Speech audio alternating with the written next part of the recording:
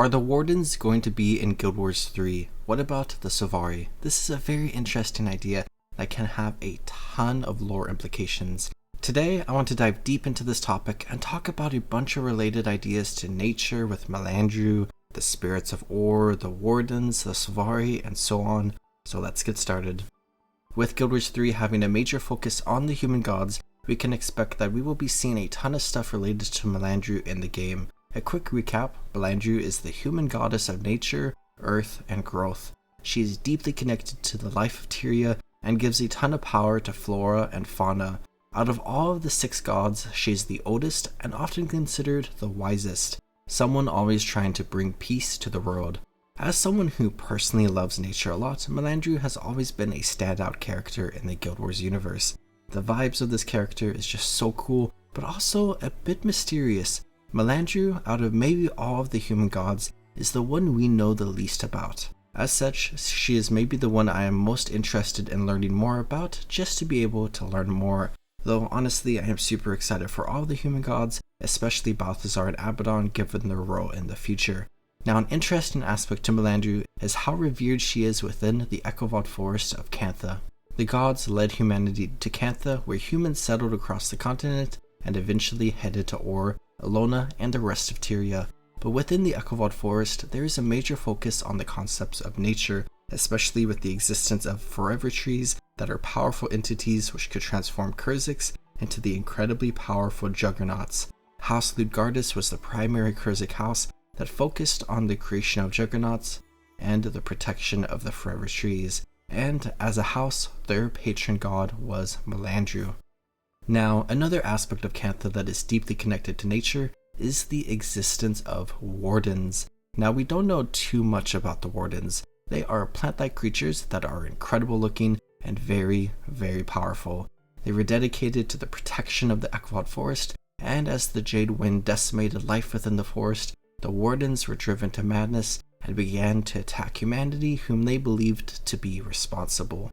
But as time went on, and as Cantha evolved to the point we see it in Guild Wars 2, many Wardens are actually generally peaceful to others, and one can even be found protecting the final known forever tree. That peace can largely be attributed to the defeat of the forest spirit, Urgos, whom the Wardens served. Urgos was a powerful spirit that assured that the Echovault Forest would decay, while his twin, Dreslov, would make sure the forest would grow, creating a balanced cycle of equilibrium. Now, legends believe that the Wardens were once human who a very, very long time ago merged with the spirit of Urgos to become the plant-like protectors that we see them as in Guild Wars and Guild Wars 2. And largely, that is a very interesting idea that I want to start moving away from all the factual evidence we have been talking about and put on my speculation cap. Returning to Melandru, there is a really interesting event connected to her that we know about. In the year 48 before Exodus, in the same year that Grinth presumably rose to godhood, Melandru cursed Ewen and his atheist tribe. Ewen was the leader of a group of humans who shunned the human gods and hated magic. They camped wherever they wanted, laying waste to the land while destroying everything nearby, and as a result of their transactions, Melandru bound the group to the land, transforming them into plant-like creatures as their limbs sprouted branches and the blood in their veins turned into that of the sap of trees, cursed to become stewards of nature. Now, on the most basic level, we can expect to maybe see these new creatures, including Ewen, within the story of Guild Wars 3. They could very easily be located somewhere in Ur and one of the maps that we get to explore through, or just included in one of the stories. I think there are a lot of opportunities where they could be a big force that is forced to protect the lands against a force we are also fighting. There could be an opportunity where Ewen and the rest of the group slightly break through their curse and beg for release. But most importantly, I think there are just some opportunities for us to learn more about this group in general, which is always a nice thing to have happen. But, and this is where we really start diving deep into the speculation, what if there is some sort of connection between these stewards of nature and some other stewards of nature that we know about, the Wardens? There are a lot of similarities between these two groups based on everything we know about them. They were both, most likely at least in the case of the Wardens, humans who were transformed into plant-like creatures and sworn to protect the land. Ewen by Melandru and Ur, and the Wardens by Urgos and Cantha. Now, Urgos is a spiritual incarnation, the physical manifestation of the Forest of Ekovod that works to protect Ekovod. But what is a major focus of Guild Wars 3? The nature spirits that call Or home. Yet another similarity between the two. We don't know too much about these spirits in Or just yet, and hopefully we will learn more soon, but we can assume that they may be similar to the other spirits we know about, like the spirits of the wild and the spirits of Cantha. And maybe to some extent, at least between Or and Cantha, maybe there are a lot of similarities. There is a possibility that maybe the spirits of the land are creations of the human gods, that maybe Melandru has created these spirits to safeguard the lands of Tyria, thus creating Urgos to safeguard the Ekovod Forest. With Urgos being born of the magics of Melandru, he transformed humans into the Wardens, creatures that are maybe exactly the same as the servants that Melandru herself created from the atheist group of humans. Alternatively, maybe these spirits aren't a Melandru and exist within the world of Tyria as a result of magic, but exist in very similar ways, but just located in different parts of the world, connected harmoniously through the magics of Tyria, but separated across continents. But there's also another potentially interesting connection. Within Guild Wars 3, a major conflict that we see arising is the hostilities between rival guilds. In a land that was once peaceful for a long time, conflict and war is on the rise, where the Order of the Veil is being pushed aside as other guilds rise, and it is up to us to continue the work as a Veil Warden. We shall be the guardians of the land of Or and protect the people and the spirits. Veil Wardens, a guardian of the spirits of Or.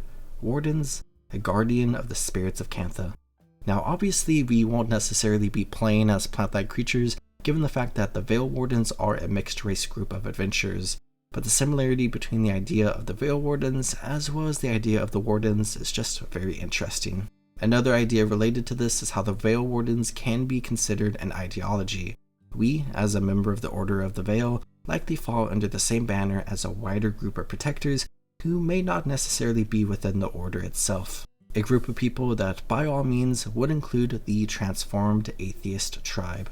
So ultimately, there's just a lot of interesting stuff going on throughout Tyria, with a deep connection to spirits of nature, being transformed into plant-like creatures, and protecting those spirits of nature. Now obviously, given the fact that this is speculation, all of this could either very well be true, and we will learn more about it in Guild Wars 3, or just be a big coincidence and not be true at all. But the idea that the Wardens that we see in Cantha were once walking around Or, and that we may potentially see them in Guild Wars 3 is incredibly interesting. But connected to every single thing we talked about, we have another big thing to dive into. One of the main pieces of concept art we have gotten in connection to Guild Wars 3 is this. This art is labeled as and used alongside the ideas of combat, and within the art we can obviously see that some sort of humanoid looking entity in the background is fighting this very interesting individual in the foreground. On the most fundamental level, this creature in the foreground could very well be anything. Some people may look at it and think that maybe it is a Norn or a Jotun, and I can see that, but to me, this obviously looks like a plant-like creature. Now this could be a variety of things. It could be some sort of person who is channeling the powers of Melandru and has transformed into an avatar of Melandru. But to me, this potentially looks like a Warden, or potentially the plant-like creature that Edwin was transformed into, which could also potentially be considered a Warden as well. Given the nature of Guild Wars and Guild Wars 2, we have different interpretations of what the Wardens look like throughout history and through the two different eras of games. And this very well could be another interpretation found in Guild Wars 3. At the bare minimum for my guess, I personally believe that this is indeed a plant-like creature that we see that was once a human who Melandru transformed. I think given their existence in Or in the same exact time frame that Guild Wars 3 is set in, it is certain that we will be interacting with them. And I would say that this concept art confirms that. Now, whether or not they are the same idea as the Wardens of the Ekovod Forest, that is completely up to debate until it gets explicitly confirmed one way or another. One final topic that I want to dive into for a bit before the end of the video is the Sylvari. The Sylvari are a fan-favorite race of plant-like creatures found in Guild Wars 2. Anyone who knows anything about me and my channel knows that I love the Sylvari a lot. Do I think the Sylvari are going to be in Guild Wars 3? Well, maybe, but likely not. But there's a lot of stuff that could potentially point towards them actually being in the game, so let's go over it. First and foremost, Sylvari are the dragon minions of Mordremoth, many of whom are evil, known as the Mordrim, but some are generally good people like those of the Pale Tree, whom the Pale Tree was turned away from the corruption of Mordemoth due to the intervention of the human Ronin and Centaur Ventari. The Pale Tree being the source of all playable Sylvari in Guild Wars 2, with a variety of other blighting trees being the source of Mordrim throughout the Heart of Thorns expansion. But beyond all of these is the existence of at least one other tree. Malik is a Sylvari introduced with a personal story in Guild Wars 2, who you interact with and learn is from another tree. At the end of the story, he leaves and is never seen again to this day, and in the Heart of Thorns expansion, we never get any more information about this character. And to this day, people really hope that we will learn more about Malik and his tree, but the existence of Malik not only confirms the idea of other Pale Trees elsewhere in Tyria, but it also confirms the existence of non-corrupted Sylvari that originates from elsewhere besides the Pale Tree. Now, one big issue that some people will point out is that the Sylvari are minions of the Elder Dragon Mordemoth, and given the fact that Mordemoth is asleep during Guild Wars 3, we can't see Sylvari, and that is unequivocally false. First and foremost, the Sylvari awoke in Tyria in 1302 after Exodus, and Mordemoth didn't wake up until 1327 after Exodus, 25 years later. Additionally, the entire Elder Dragon saga started with the Eye of the North expansion, and the entire core idea of that expansion was the Great Destroyer and all the different Destroyer minions wreaking havoc on the depths of Tyria and making their way to the surface, before Primordus fully woke up. The Eye of the North expansion took place in 1078 after Exodus, and Primordus didn't awaken until 1120 after Exodus, 42 years later. Now, some people may say that the minions awaken close to when their respective Elder Dragons arise, which is definitely a truthful statement, and is what we see with all the Elder Dragons, but the final nail in the coffin is that Gloust, who became Glint, who was one of Krakatork's most powerful lieutenants, was awake in 1680 before Exodus when the Forgotten freed her from Krakatork's will, and was awake for some time before that.